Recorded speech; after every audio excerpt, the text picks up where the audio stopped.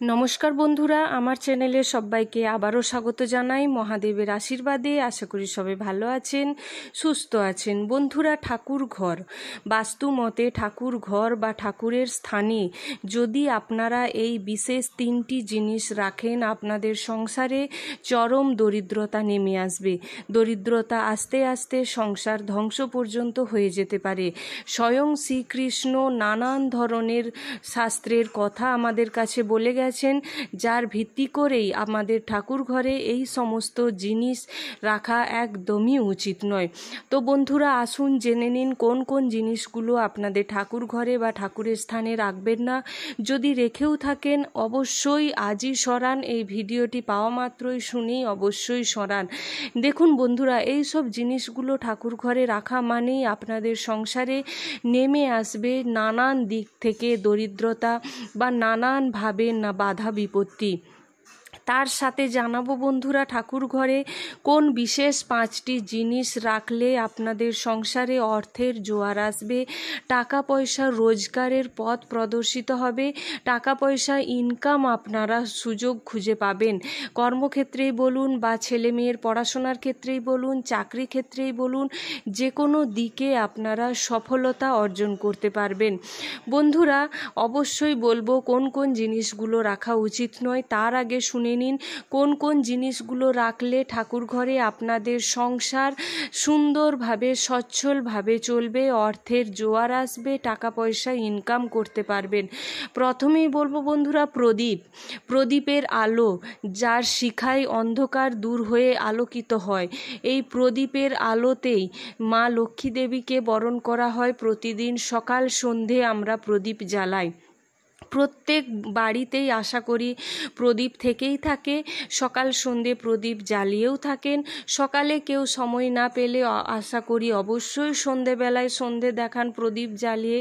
প্রতিদিন প্রত্যহ যদি সন্ধেবেলায় কেউ প্রদীপ জ্বালিয়ে মা লক্ষ্মীকে স্বাগত জানায়, তাহলে ওই বাড়িতে কখনো নেগেটিভ এনার্জি প্রবেশ করতে পারে না।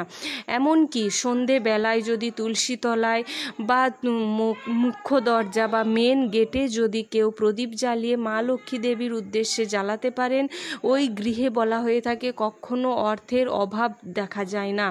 বন্ধুরা, আজকাল মাটির প্রদীপ খুব কমই ব্যবহৃত হয়ে থাকে।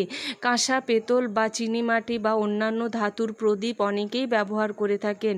সেক্ষেত্রে বলবো মাটির প্রদীপ যদি পারেন, যেমন আমিও অনেক ধাতুর প্রদীপ যেমন কাঁসা পেতলের প্রদীপই বেশি ইউজ করে থাকি, তবে পুজোর বিশেষ পুজোতে বিশেষ ক্ষেত্রে 2টো করে মাটির প্রদীপ যদি জ্বালাতে পারেন, একটি তেলের একটি ঘিয়ের, দেখবেন আপনাদের জীবনে কখনো অর্থের অভাব আসবে না। দ্বিতীয়ত বন্ধুরা, স্বস্তিক চিহ্ন।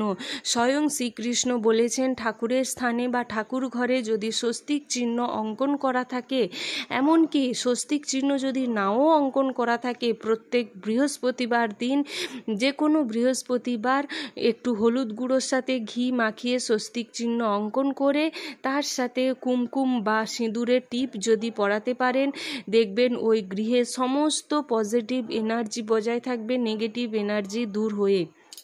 তৃতীয়ত, গঙ্গা জল। বন্ধুরা, বলা হয়ে থাকে গঙ্গা দেবী বা গঙ্গা জল সব থেকে পবিত্র জিনিস।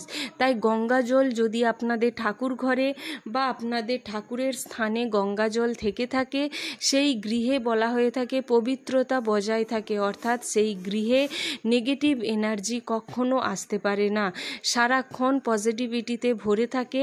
বন্ধুরা, কথিত আছে যদি তামার পাত্রে বা তামার ঘটিতে কেউ যদি গঙ্গা জল রেখে ঠাকুর ঘরের ঈশান কোণে বা ঠাকুরের স্থানের যদি রাখতে পারেন, এবং সেই বাড়িতে কখনো অর্থের অভাব কিন্তু কখনো হয় না।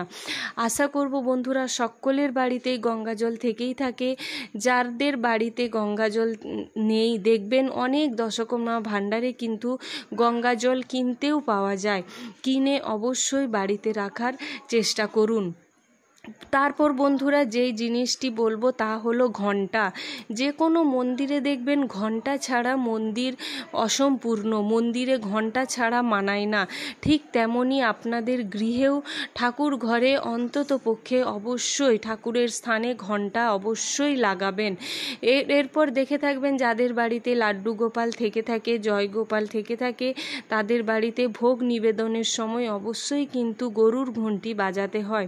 ঠিক তেমনি আপনাদের যদি আলাদা করে ঠাকুর ঘর থেকে থাকে তাহলে সেই ঠাকুর ঘরের দরজার ওপরে ছোট্ট ছোট্ট অনেক ঘণ্টা দেখবেন বিক্রি হয়ে থাকে, ওই ঘণ্টা লাগিয়ে দেবেন। যদি নাও পারেন ঠাকুরের স্থানে অবশ্যই সন্ধে দেখানোর সময় ঘণ্টা সকাল সন্ধে বাজাতে, গরুর ঘণ্টি বাজাতে কিন্তু ভুলবেন না। এরপর যে জিনিসটি বলবো বন্ধুরা সেটা অত্যন্ত প্রিয় একটি ঠাকুরের জিনিস, তা হলো ময়ূর পালক। স্বয়ং শ্রীকৃষ্ণের মতে যেই গৃহে ময়ূর পালক থেকে থাকে সেই গৃহে নেগেটিভ এনার্জি আসে না। সেই গৃহে বলা হয়ে থাকে যদি বন্ধুরা মেন দরজায়, মুখ্য দরজায় দুটি ময়ূর পালক কেউ বেঁধে রাখে সেই গৃহে কখনো নেগেটিভ এনার্জি প্রবেশ করে না। এমনকি বন্ধুরা স্বামী স্ত্রীর বেডরুমে যদি উত্তর দিকে একটি রাধাকৃষ্ণের মূর্তির সাথে জোড়া ময়ূর পালক লাল সুতো দিয়ে বেঁধে রাখতে পারে সেই গৃহে স্বামী স্ত্রীর মেল বন্ধন সম্পর্ক মজবুত হতে থাকে। এমনকি বন্ধুরা ঠাকুর স্থানে ঈশান কোণে যদি কেউ এক জোড়া ময়ূর পালক ঠাকুরের ফটোর সামনে রাখতে পারেন তাহলে আপনাদের সংসারে কখনো অর্থের অভাব কিন্তু হয় না। ময়ূর দেখবেন সমস্ত দেবদেবীর প্রিয় একটি জিনিস ময়ূর পালক। দেখবেন স্বয়ং শ্রীকৃষ্ণ মাথায় ময়ূর পালক বিরাজ করে থাকেন। তাই বন্ধুরা অবশ্যই গৃহে ময়ূর পালক বা ঠাকুরের স্থানে ময়ূর পালক রাখার চেষ্টা করবেন। এরপর বন্ধুরা কোন কোন জিনিসগুলো ভুলেও আপনারা বাড়িতে রাখবেন না। প্রথমেই বলবো ভাঙা চোরা ঠাকুরের ফটো, মূর্তি বা ছেঁড়া কাটা ফটো। বন্ধুরা সব সময় জেনে রাখবেন, শুধু ঠাকুরের ক্ষেত্রে কেন, সব সময় জেনে রাখবেন বন্ধুরা ভাঙা জিনিস কখনো যেমন ব্যবহার করা যায় না, ঠিক তেমনি ভাঙা মূর্তি বা ফাটা কাটা ফটো ঠাকুরের ব্যবহার করা উচিত নয়। এক্ষেত্রে আপনাদের ভাগ্য দিনের দিন দুর্ভাগ্যে পরিণত হবে। তাই বন্ধুরা অবশ্যই চেঞ্জ করুন। দ্বিতীয়ত বন্ধুরা বড় ঠাকুর বা শনিদেবের ফটো, মূর্তি কখনো আপনারা ঠাকুরের স্থানে বা ঠাকুর ঘরে বা গৃহেও কখনো রাখবেন না। এটা কিন্তু রাখা একদমই উচিত নয়।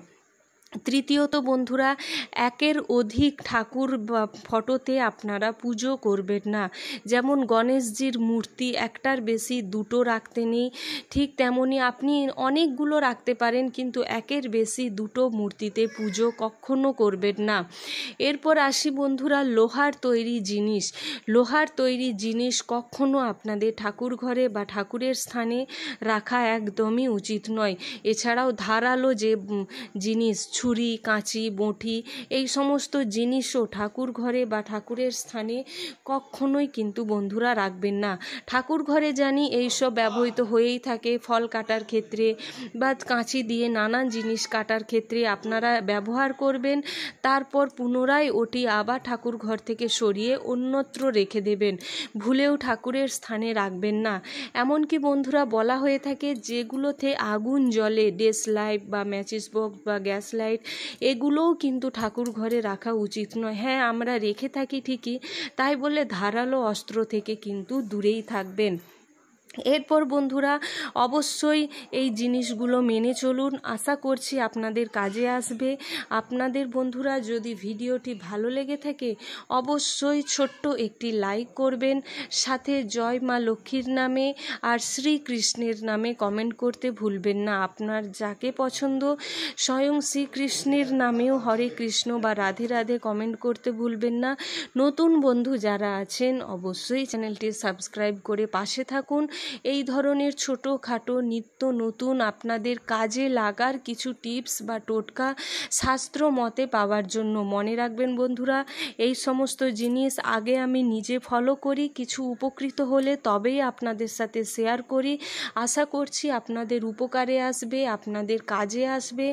আর বন্ধু বান্ধব আত্মীয় স্বজনদের সাথে অবশ্যই জিনিসগুলো শেয়ার করুন, যাতে ওনারাও পেয়ে কিছুটা উপকৃত হতে পারে। ওনারা যদি উপকৃত হন আপনাকে তো মনে মনে আশীর্বাদ করবেনই, সাথে স্বয়ং ভগবানও আপনাদের আশীর্বাদ করবেন।